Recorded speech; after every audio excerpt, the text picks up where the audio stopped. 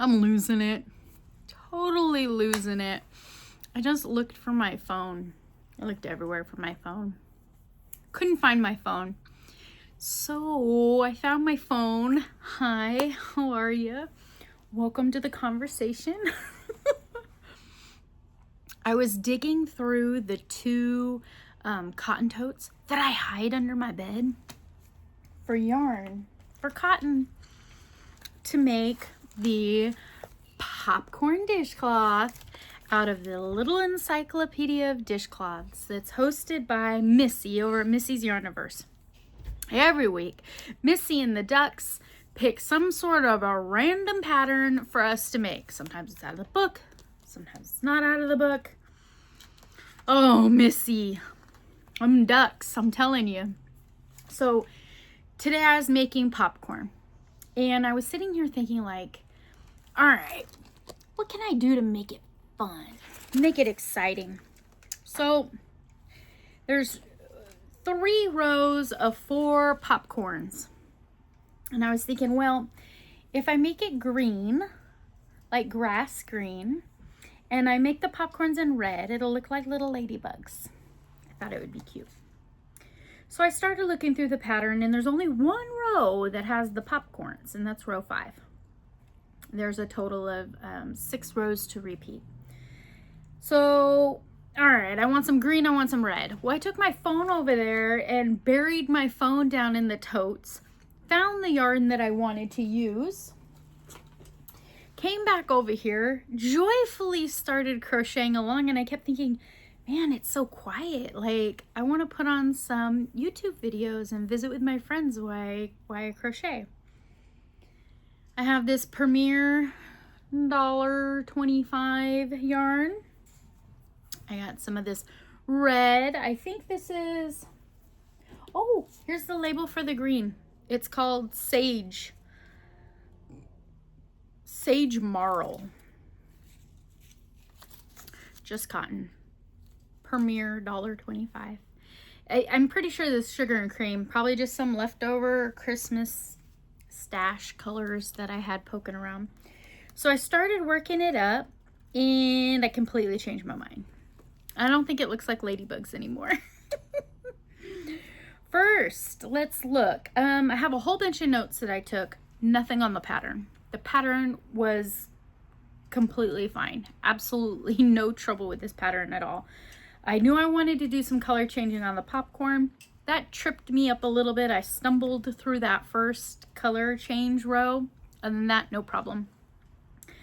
So I looked up the pattern designer, Kathy Hardy. I looked her up on Ravelry, and she has hundreds of patterns, and all the patterns are professionally photographed. So I know that she's in a lot of books, a lot of magazines. This lady's been published. There are some free patterns on there. She had lots of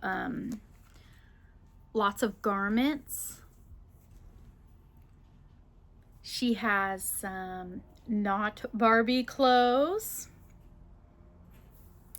She had some socks. I'll add a whole bunch of pictures to the end. She's got so many beautiful patterns, and they were very affordable. So no wonder this pattern was so easy to follow along. Kathy Hardy is a well-seasoned crocheter and pattern designer. And I think that's pretty much all of the scribble scrabble that I had for this week. Want to see it? Ta-da! I don't think it looks like ladybugs anymore. I think it looks like cherries. I live in Oakley. I live in Oakley, but Brentwood, California is one freeway exit down. And it is a self-proclaimed you pick capital of the world. We have corn, garlic, tomatoes, well known for our cherries. People come from all over California to you pick our cherries. So you pick. The purchaser goes out into the field with buckets. You pick what you want. We eat a lot of them too. You're not supposed to do that, but I'm sure there's more than just me doing that. And then you buy it by the pound on your way out. We do it with peaches and nectarines. We do those little cutie mandarin oranges. We have apple you pick, but cherry you pick is cherry and strawberries are the two that everybody comes flocking for.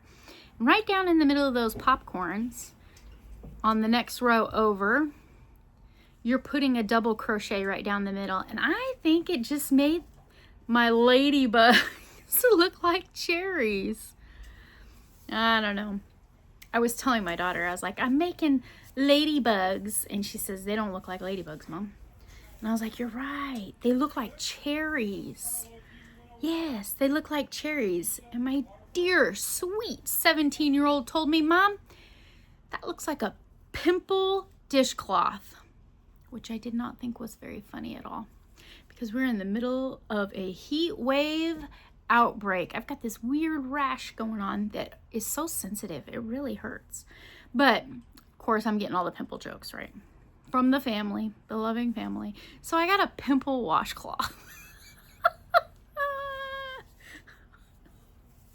I should have just left it in popcorn. I thought about turning it into something else after she'd said that and before I got my border on there, but I was just zipping around, single crocheting around that border, and bam! 17 chain, Cindy Hart's crochet patent drying loop just appeared in the corner of it, so I'm calling them cherries. I know you can't unsee it, right? You trying to squeeze my popcorns?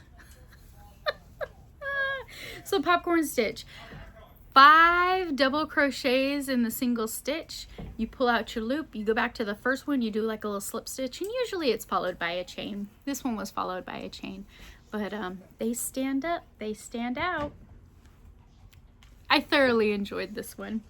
If you enjoyed this dishcloth, head over to Missi over at Missi's Yarniverse and watch the duck parade. Take your chair, take a snack, and go see everybody's creation. I am going to take some pictures and send it over to Missi so that I can be part of the parade too. All right, friends. Thank you for hanging out with me today. It's been a wild ride.